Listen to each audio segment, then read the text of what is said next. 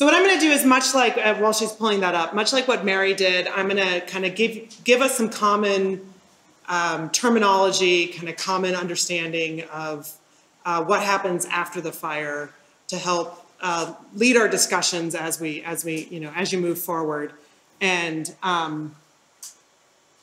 really talk about both this idea of generally this program that the Forest Service has called BAER, because it's good for us all to understand what it can and cannot do, as well as, as we said, unpacking a bit what happened post-fire and how we kind of think about what might happen and what it looks like when it actually does. So first, trying to be very conscious of acronyms, much like, I actually, many years ago, I worked for the Gila Watershed partnership with them when I was down at U of A. And one of the things we had down there was we actually had a cup that anytime somebody used an acronym, they had to put money into the cup. And once we reached enough money, we would get pizza. And I remember at the time, the agency people were the worst. They were always like filling up the cup and getting us pizza, basically. And so I'm striving, even though I'm now an agency person, to not be that acronym person. So let's see how well I do, because I've now been 5 years at the Forest Service. So I think I maybe have reverted back to acronymage.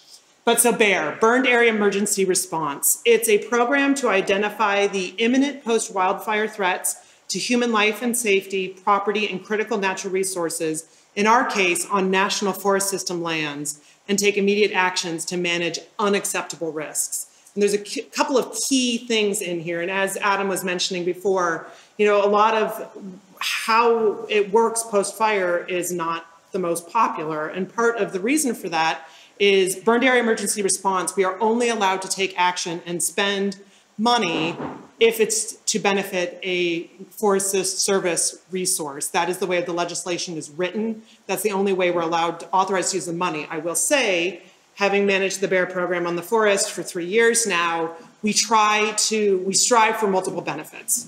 If we can take an action that can benefit our resource as well as a downstream resource, it becomes even higher priority for us to do. There always has to be a benefit to a National Forest System resource for us to expend funds. Go ahead to the next slide. So where is it? This is a program that exists on all federal lands. In fact, as we were working on the BAER effort for the Telegraph Fire, I should say I served 2 different roles on the Telegraph Fire. I came in initially as something called a resource advisor, so helping on the active fire. And then I immediately transitioned. I actually was kind of doing both at the same time to doing burned area emergency response. So I was also on this fire for weeks, I think 3 or 4 weeks, sum total, because I was doing the BAER afterwards. So what is BAER? It exists on all lands. And in this case, because we had 3 different federal land managers between the Mescal fire and the Telegraph Fire, we actually had 3 separate BAER teams that were functioning on this fire. We all worked together, we all shared data, but we each have slightly different processes within our agencies. So ultimately there were 3 different teams functioning. And the agency administrator, that's just jargon for, in our case, our forest supervisor ultimately was responsible for BAER, the burned area emergency response. When or how, this is an important fact, and we'll bring it up here again. BAER efforts are funded by fire operation appropriations. So this is money that is the same as what we use, fundamentally the same as what we use to fight fire, we also use for emergency response. These assessments, BAER assessments, are done on any fire over 500 acres. So not this year, but the last year in 2020, on the Tonto National Forest, we did 16 BAER assessments because we had 16 fires that were over 500 acres on the forest. Some are very simple. We have a fire that's in a wilderness area and there aren't any downstream resources that we're worried about or infrastructure on the forest that we're concerned about. It's a pretty open and shut case. But in a case like this one, where we've got a lot of Forest Service assets and we have a lot of need to be able to pass information on to our and city counterparts, it's a lot bigger, a much bigger effort. And then the treatments are done as soon as possible, but no later than 1 year. So next slide. So what BAER is not. BAER is not fire suppression and damage repair. It's not post-fire rehabilitation, nor is it long-term fire restoration. And what does that mean? So go ahead and go to the next slide. So these 4 different things: suppression activity and damage repair. This is stuff that happens while the fire is still active. This is done by the firefighters that are still on the ground. This is trying to fix up those dozer lines that we made to protect structures. It's putting water bars in them so that we don't get a lot of erosion. It's fixing fences, those sorts of things. That happens during the fire. BAER, the Burned Area Emergency Response, it's really about preventing damages that are going to come from the floods. It's not trying to repair or restore. And those 2 things have pots of money in the agency through fire operations that are set aside to achieve them. Rehabilitation, which is often referred to as BAER, is something that is really starting to look at repairing the fire damages, the damages to infrastructure from the fire, for example. And then further out is restoration. So that's really trying to either restore or also doing a fair amount of repair to maybe what had happened from the fire, what had happened from flooding afterwards. The important thing about those last 2 is, as of right now, there's no separate pot of money to do either repairing the damages or to doing restoration. It comes out of our normal budgets that we do within the Forest Service. Department of Interior is actually a little bit different. They do have a burned area rehabilitation pot of money. Talking to my colleagues, and in particular, I have a close friend who works for the Park Service. They do have a pot of money. It's still not very big. It's still not a lot for them to work with. All right, so next slide. So what does a BAER assessment look like? We identify critical values, and critical values, again, are those National Forest System assets. So be it our road infrastructure, our trail infrastructure. If we have critical habitat for only endangered species, we can't look at habitat for species that are of concern or of that we may be, we may care a lot about them, but the way the legislation is written, we can only look at threatened endangered species habitat. We look at cultural resources, heritage sites. We also consider the soil and watershed resources themselves to be a critical value. And then most importantly, that's all the kind of the property infrastructure part, is the human life and safety. The top thing that we're looking at when we do our BAER assessment is human life and safety. So we assess for threats, we evaluate risk, and then we develop a response strategy. And I'm going to walk you through a little bit what that looks like.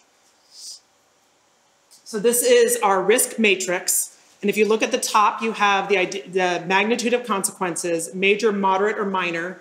And then on the side, you have the probability of damage or loss. And I'm going to dive a little bit deeper into that probability of damage or loss part here in a second.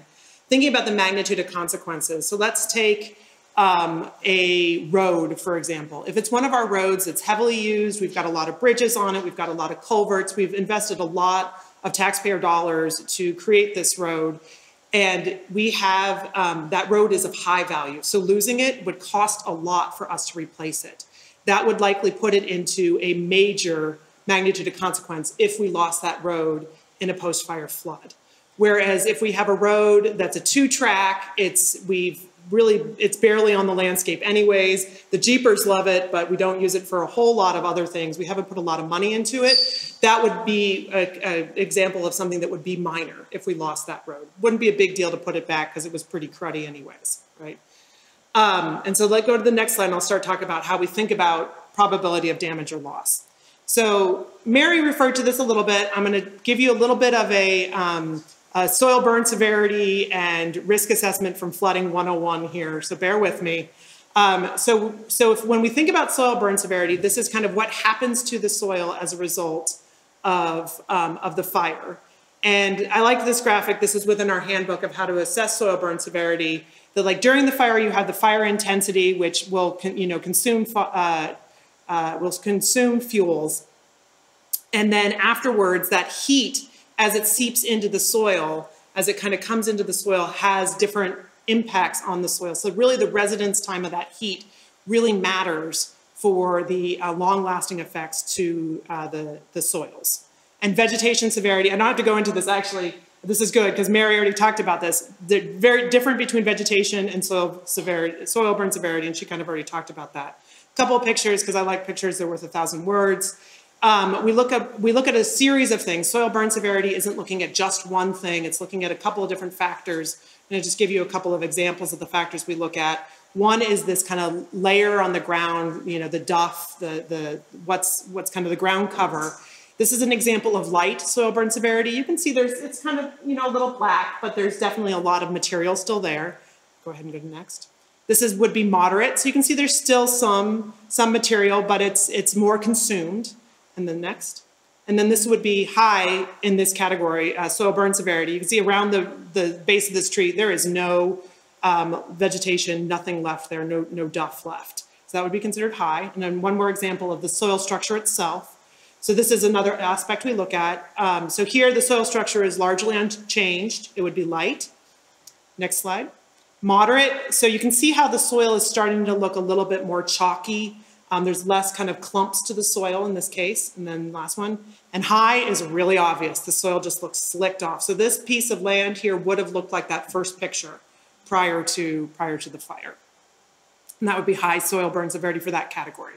So a lot of this fire was chaparral, so I thought I'd give you some examples of low, moderate, high in chaparral in kind of the different categories thinking about it. So this is chaparral that's high density chaparral. So on this fire, we had some areas that were, you know, pretty high density, and we had some areas that Mary was talking about where we'd had some fire come through there more recently. Those more low density. This is high density. So the first I guess what is that on my the first slide as you read. Is going to be an example of light in chaparral. So you can see that there's, you know, some consumption on the top of the ground layer. You have some of the canopy, that's that set next one down.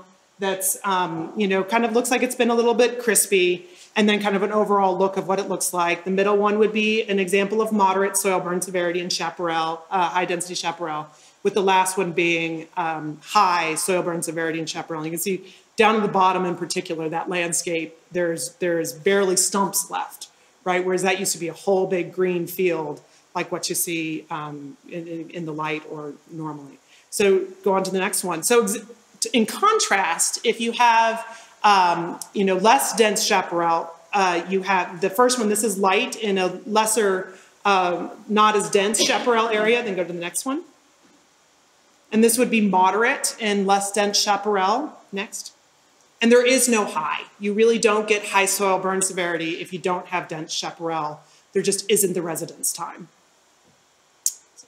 So to kind of pull it into our exact context, this is from a flight that I did on the 22nd of, I'm cheating, the 22nd of June over the fire. This is around Six Shooter Canyon. And I liked it because you can see a good example of down at the very bottom, that's an unburned area. And then the area that's blacker, that would be a moderate soil burn severity. It doesn't look great from the sky, but if you get down in it, you see that there's actually still a fair amount of vegetation, you know, duff on the ground. And then this area here over to where above the date is actually light soil burn severity all the way down to almost where the numbers are from the picture. So you can see, if you look at it closely, you can see a little bit of redishness and whatnot.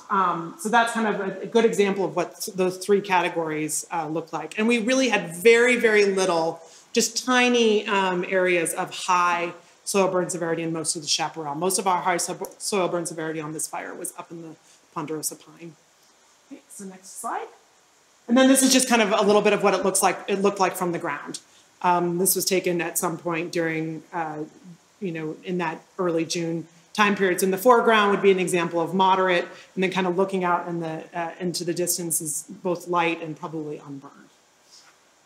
Okay. All right, so how do we determine risk? So that's a bit about the soils. The soils are really important for how we're determining risk. The next thing is, how are these watersheds, how is this area going to respond once we start getting the rain? Right? And so there's a couple of different factors that we look at, and the first are all going to be, that I'm going to explain to you, are kind of the watershed factors, much like what Mary was talking about, the topography. These are the things that don't change. This is the same before the fire and immediately after the fire. So one of the first things I look at is, what is the shape of the watershed? Is it kind of circular or is it long? Circular watersheds have different types of response to rain than a long one, and I'll show you what I mean by that here in a minute, but just keep that in mind. And then the other thing that we look at is, what is the shape of the channel and what is the slope? So if you've got a really wide channel, and that's at a really shallow slope, you're not going to have water flowing as fast. And these are all parameters that I'm putting into a model that I both run before the fire and after the fire to get at what the change in peak flow, what our flood risk is going to be. Okay, so next. And then the next thing we look at is something called roughness. So if you have a channel like this one that we're seeing here, this is up near Pine, so this is still on the Tonto, but not down here. You have a lot of boulders or vegetation. That's a high roughness. That slows water down versus, go to the next one. This is actually after Woodbury. So you can see there's not a lot there, not a lot of roughness in that channel. It's all sand. That moves very differently. And I put all of these things into my models when I look at what's going to happen after the fire. Okay, so that's our watershed and channel characteristics. We add to that the soil. And then how the soil changes. So that first one would be what the soil characteristics were, how does the water infiltrate down to the soil, like a bunch of different aspects of the soil pre-fire, and then I change it for post-fire, and then I add how much might it rain. Is it going to rain a little, or is it going to rain a lot? Thank you. And then all of that equals, what is our increased flood risk? So these are the things that I'm looking at as I do a post-fire assessment. And so go ahead to the next slide. And because I love pictures, this is a great kind of explanation of pre-post-fire hydrologic response from the USGS. So pre-fire, you get a rainstorm, you have the leaf litter, it kind of absorbs the water trickles down through it, and then it gets down into the groundwater and kind of seeps back out into the stream. Next slide. Post-fire, you get that ash layer and you get very little infiltration down into the groundwater. It all kind of quickly slicks off and heads down into our streams, and in our case, our washes, and brings along a whole lot of sediment and ash with it. So just generally, what do we expect to happen after a fire in terms of the hydrology? We see examples of changing in the timing and quantity of the stream flows. So we both get an increase in flows as well as how quickly those flows occur. We changes in things like sediment, temperature, and dissolved oxygen. Dissolved oxygen is one thing that's really important for critters in streams. We get changes in the biological and chemical constituents, like what is actually in the stream. No, that's like wonky. We won't worry about that one for the moment. And then eventually, if we get big enough rainstorms, we can get changes in the stream channel morphology. We can get debris flows that fundamentally change the way the stream looks overall. Okay, so remember that whole thing about like circular versus long watersheds.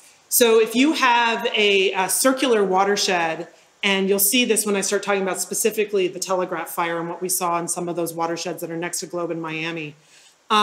If you have a circular one, you tend to always get, a sooner to a peak in terms of time of your discharge, your amount coming off that watershed. But if you look at that bottom one, when you get a moderate to high soil burn severity, your peak is a lot higher, and it comes a lot sooner than if you had a nice long watershed. And if you think about that logically, if you've got rain coming up top here and you've got it takes a whole long time for that water to get down, it's going to run into more stuff. It's going to have more time to kind of get slowed down as it goes through. So even after a fire, you've got an increase in peak, but it's not quite as dramatic as when you have a concentrated shape of a watershed. So that's like that basic of how we determine risk. So we've figured out risk, we've figured out what's our critical values. We then try to walk through, okay, what is the most effective and least cost thing we can do to keep people safe and to protect our infrastructure. And the first thing we always look at is closures, because that is generally the cheapest and most effective way to keep people safe, is just to keep them out of the area, right? Not always popular, but it is the way to generally keep people safe. Frequently, though, we have places we have to get into. So on this fire, we needed to be able to continue to get up to the top of the mountain because there was important equipment up there, communications equipment. So when we have to we can't just close that road down and say nobody can come in there. We have to let limited people in there. We then have to start looking at, okay, what has a proven effectiveness? What can it substantially reduce the risk? If it's just like going to reduce the risk a little bit, we're not going to end up doing it. And back to, we had that conversation talking a little bit about mulching. Mulching absolutely would have reduced the risk to resources. However, the expense of it was not justified because of how much area you would have had to do in order to reduce the risk just a little bit, right? And then we limit our actions to areas with unacceptable risks. And that unacceptable risk is determined by that first matrix I showed you. So what are some of the things that we do as part of burned area emergency response implementation? Mulching, we do something called early detection rapid response, which is mostly for weeds and invasive species. We do channel clearing. Sometimes we'll create in-stream structures. I'm not a big fan of them because you worry that they're going to do more harm than good, but there are places where they are useful. You do drainage improvements on your roads and trails so they can withstand what's coming at them with the floods afterwards better. And we do something called storm patrol, which is where after every single big rain event, we go and we clear the road, we fix pieces of it. And I'll go through here what we did for BAER implementation on this fire in a second. This is just generally speaking. And then protection and safety, we put up warning signs and sometimes remove hazard trees if it's a place where people have to get into. All right, so that's what happens on National Forest System lands. What about high risk to areas that are outside, beyond the green line, as they call it, right? Outside of National Forest System lands. That's where all of our partners come into play. And not the least of which is the NRCS, which has a specific program for doing watershed protection post-fire. There is, a number of different programs, both the county and the state have in Arizona. That the Arizona one is a particularly new one in order to try to mitigate risk. So there's a bunch of different agencies that get involved aside from the Forest Service because our enabling authority for burned area emergency response does not allow us to take action either to benefit or off of National Forest System lands. So you've seen this already a little bit. This is the soil burn severity map. Now I'm going to take it all the way down to like exactly what we're talking about. That's enough background. Talking about the Telegraph Fire. So overall, the fire, if you can bring up the next one, because you guys have seen this map of soil burn severity a bit. On the Telegraph Fire itself, it was about 28% moderate, very, very little high soil burn severity, and the majority of the fire was either low or unburned. When I'm doing a BAER assessment, I get generally very happy when I see large areas of low soil burn severity, especially in our desert areas, because our desert soils, for those of you who've lived here, flash floods happen all the time, no matter what, right? We have our desert soils just slick off water like nobody's business already.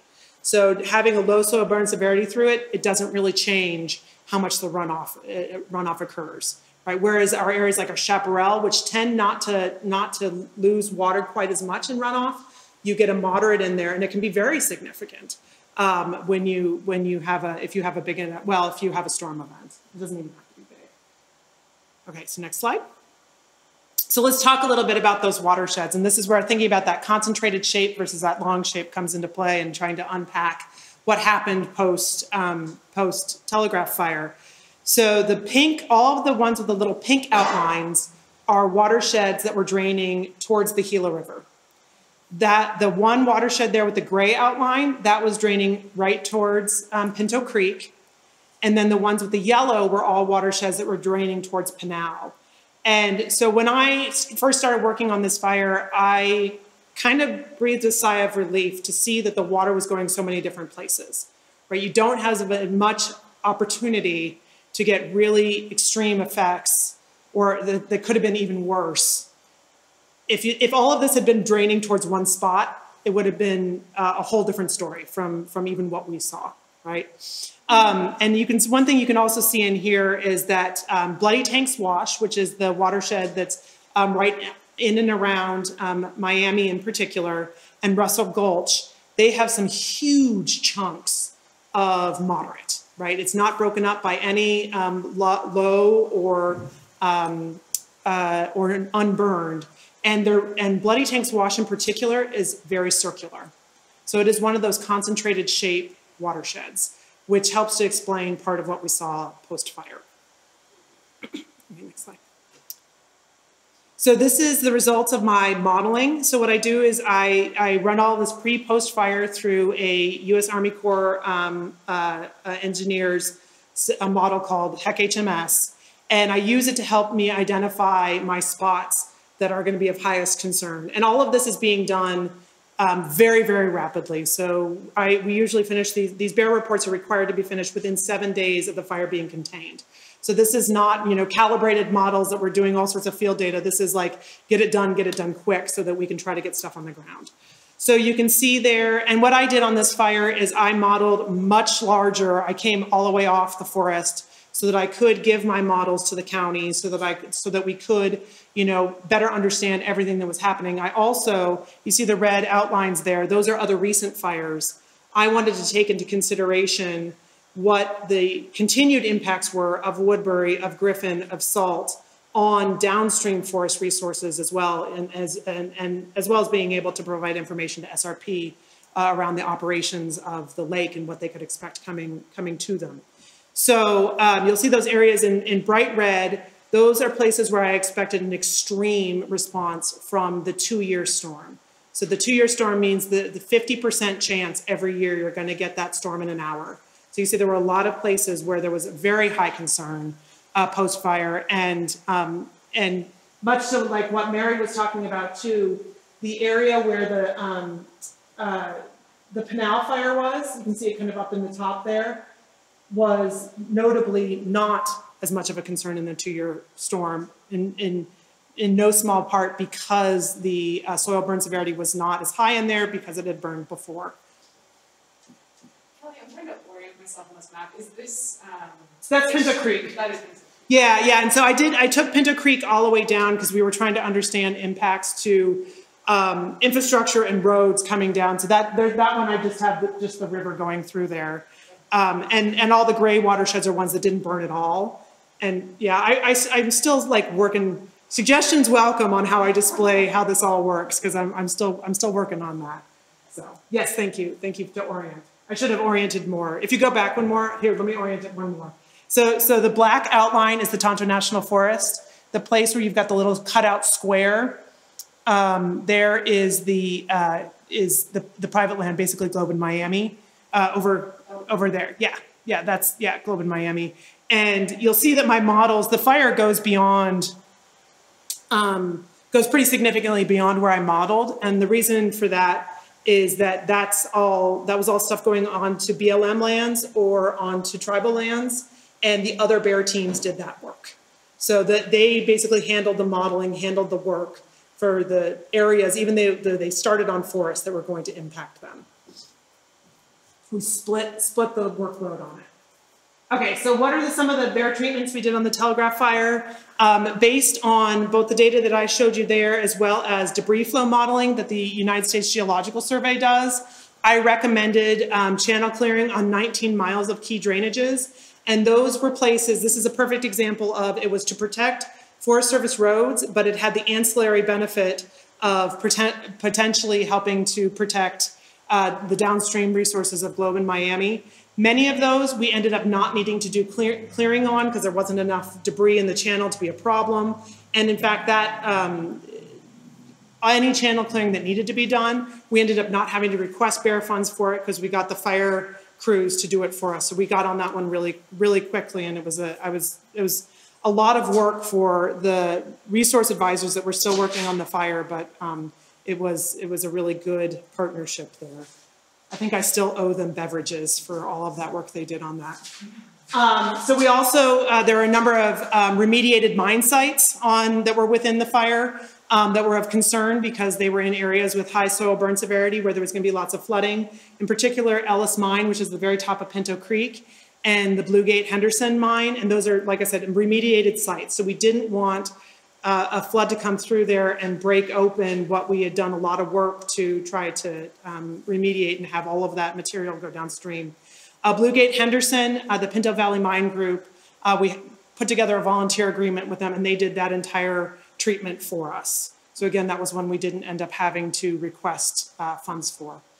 Ellis Mine, we did, and that work is thank you, that work was completed. The other thing that we requested funding for is trail stabilization on 2 key trails in the Pinal system. So East Mountain and 6 Shooter. And then storm inspection and response for key Forest Service roads. And that's ongoing. Warning signs. And then gates for key Forest Service roads in order to, at first, enforce the closure, as well as just to have better ways to keep people out of there if there's additional need to do more work on the roads and whatnot. Adam can speak more to that because I'm now talking out of my turn, because at this point I turned it back over to the district when it was implementation. So Mary was talking a lot about you know, the rain that we received this year and the impacts that we've seen. And so I went back into the rain gauge that was put up at the top of Russell Gulch. We had a couple of them the county had a couple of them put out. And just to see, you know, we all talk about, oh my God, it was so much rain this year, it was so much rain. Like, but was it really? Let's look at the data. And what I found really interesting as I was going through this is we didn't have any one single storm that was really uncommon, right? We had, you know, that very first storm on July 6th, that was like a 20% chance storm. So it was like a 1 in 5 year type storm. So, you know, 1 in 5 years, you don't get it every year, but. And then the 14th of July, that was a 50% chance every 2 years. But then when you start to look at the cumulative, well, and then the 18th of August, that was a pretty big one. That was, you know, 33% chance. But the cumulative amount of precipitation that occurred over the 45 days beginning July 8th starts to put you into that category of pretty darn rare storms. So the 4%. And the reason why I wanted to look at that is generally when I do my modeling post-fire, I see my biggest impacts to, there comes a point when it's about at the 25 and certainly the 50-year storm, that amount of rainfall would have caused huge floods no matter what. Even if you had never had a fire, you would have large flooding issues. And so I wanted to kind of see if what we were seeing was because we just had a whole bunch of big storms, or if it really is like totally attributable to the Telegraph Fire. And the answer is it's both, right? It was both. The fact that we had the fire and the fact that we had a season where it just kept coming, right? So this is just to show you, to like reveal the curtain. These are the tables I look at. These are created by the Weather Service to look at return intervals for precipitation. You don't even need to read it. I'm just showing you. That's what I look at to match these two things up. And then I think I zoomed in on the 60-minute. And when I do my modeling for after fire effects, I always look at the 60-minute storm because that tends to be what we get. We get a big monsoon storm. So I model to that. So how long is it going to look like this? How long are we going to expect this sort of hydrologic response? Generally speaking, you get recovery and kind of that peak goes back to normal on those hydrographs. If you think back to that watershed graphic I showed you, within 5 to 7 years in a mixed conifer and ponderosa pine system, 3 to 5 years in chaparral and Arizona cypress. Pinyon juniper is really variable, but it's about 3 to 5 years, and 1 to 2 years in grassland. If I were a Benton woman, I would say we're closer to the earlier part of it just because of the rains we've had. And so we're getting a lot of those soils have turned over, the ash layer is gone. And one of the big things I didn't mention that contributes to the big runoff that you see is something called hydrophobicity. And it's basically the soil repelling the water because of a layer created by the burnt vegetation. And that is one of the key things that has to go away for you to start to get the hydrologic recovery. And we've gotten so much rain and so much that's come off already. I'll be going out and monitoring this burn scar in February, March. And I would be surprised if I still see a lot of hydrophobicity occurring. And we did see immediately post-fire quite a bit of hydrophobicity, especially out in those areas of moderate chaparral. And kind of just another side note, how we work together with our partners, I then feed that data on soil burn severity and how it's changing back to my colleagues at the National Weather Service, and they use that to set those flash flood thresholds that you guys get when you get a significant rain event and when flash floods will occur. So Noah and I will monitor that and kind of keep an eye on that for at least the next 3 years. And in talking about vegetation recovery, this is on June 30th. I took a trip out to the burn scar with folks from the University of Arizona and Arizona Geological Survey who are doing some work to better understand how much precipitation triggers debris flows. Those big, there are areas where you've got all the boulders and everything moving, not just like mucky ash, but really big pieces of material moving down, trying to better understand it for our systems, because we don't understand it super well yet. And there was already quite a bit of green up happening even on June 30th. And then just a close up, this is one of the drainages we were looking at. There's a lot of green in and around there. And so that is where I'm going to end it. Oh, good. See, I told you I'd save you some time. And open it up for questions. Residence time. So how long was that fire break? So you know how Mary showed you how that fire progressed super quickly? Yeah. A super quick progressing fire usually means I don't have as high soil burn severity in an area. If it's got to sit in a place to really cook the soils. So be wind-driven, and chaparral probably doesn't have the type of fuel. Right, to get the... Yeah, and that's another thing. You have to have the heavy fuels. Think of it, if you have a candle, burns at about 650 degrees-ish. If you move your finger through it really quickly, it's not a problem. It doesn't matter what the temperature of the fire itself is. What matters is how much heat gets transferred. So if that fire is moving quickly over an area, there's not time for it to transfer very much heat down into the ground. That's also why it's uncommon to see moderate or even, it's certainly not high. I've never seen high soil burn severity in the desert grasslands, but even moderate. And when I do see little bits of high showing up, so all of the modeling that we do here for soil burn severity has to do, it initially comes from satellite images, pre and post fire. But when I get little stretches of high soil burn severity that are in an otherwise like desert grassland area, I can tell you that's where there's a drainage and mesquite, like something that really held the heat in for longer.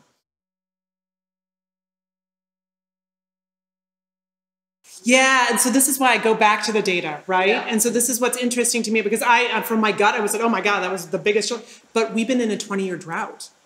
So if you think about the period of record in terms of the rain that we would get, and to Mary's thing where she talked about how we had almost no big fires in the 80s, well, we had multiple El Nino years in the 80s, right? We had a lot of rain that occurred in the 80s. That was a very pluvial period for Arizona. And so when she said that, you know, I'm surprised, I'm like, I'm not surprised because it was so wet all the time.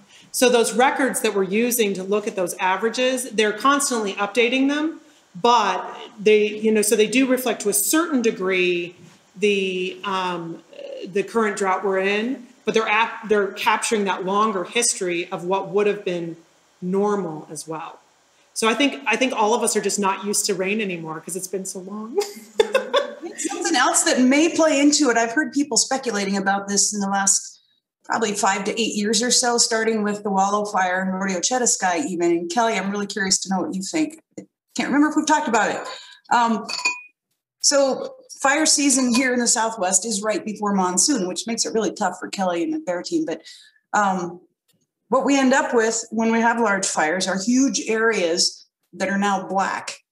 And obviously hot air rises. So if we have, in the case of the Telegraph Fire, you now have about 187 acres, most of which is black. And so there's going to be some lift over that area. Mm-hmm. And I'm wondering, when conditions are right for there to be, you know, when there's enough moisture in the air that it could rain, if maybe that added lift in that area might make it rain even more over these large fire scars. We saw some of that over Woodbury as well. Yeah, well, the Woodbury burn, this would be something interesting to explore further. On Woodbury, though, the big one that came through, that was a tropical system. So that wasn't a small, that came in late September, early October. So that wasn't like a small convective storm that really. But do you think there would be an effect from the lift from these large black areas?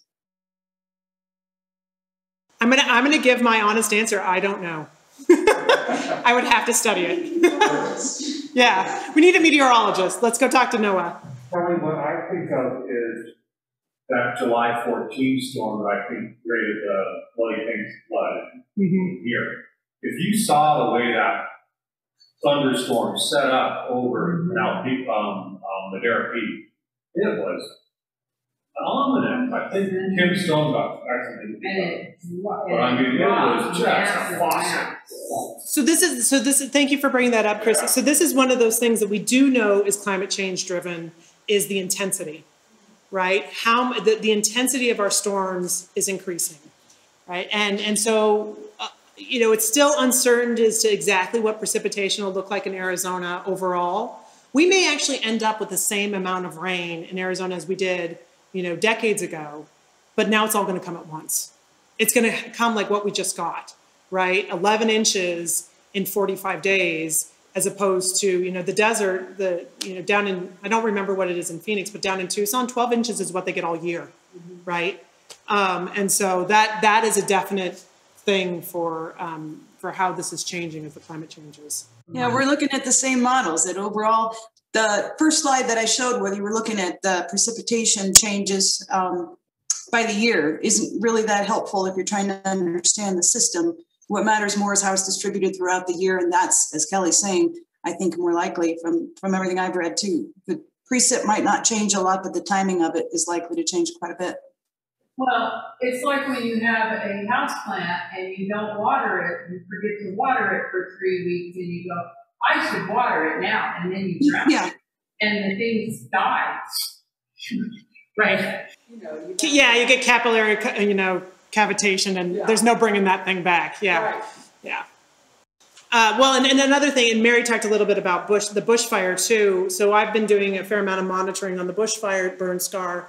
And what's striking to me there is how little problem we had because we didn't get a monsoon. And then enough had come back up in the meantime so that when we did get those big storms this year, we didn't see a whole lot of really striking impacts. And they got some good snow on Fort Peaks too. So like back to that whole, how the precipitation comes really matters. Snow is important. Let's just, yeah.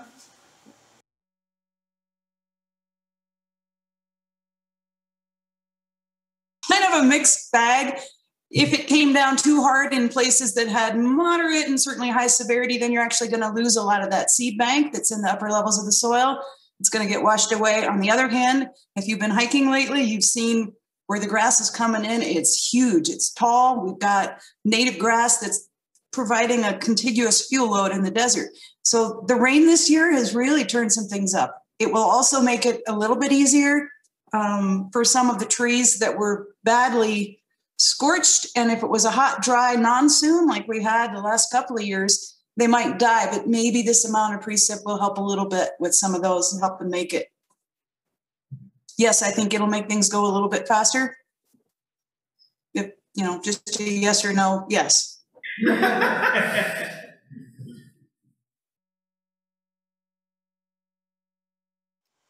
So I would say one of the things that I think about a lot is paying attention to those channels and making sure that we don't have excess debris within those channels as we've had all of the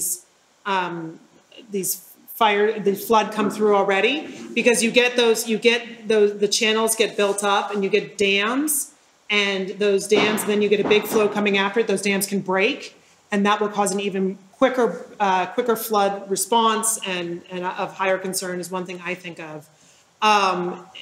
Otherwise, it's a vegetation recover of the soils.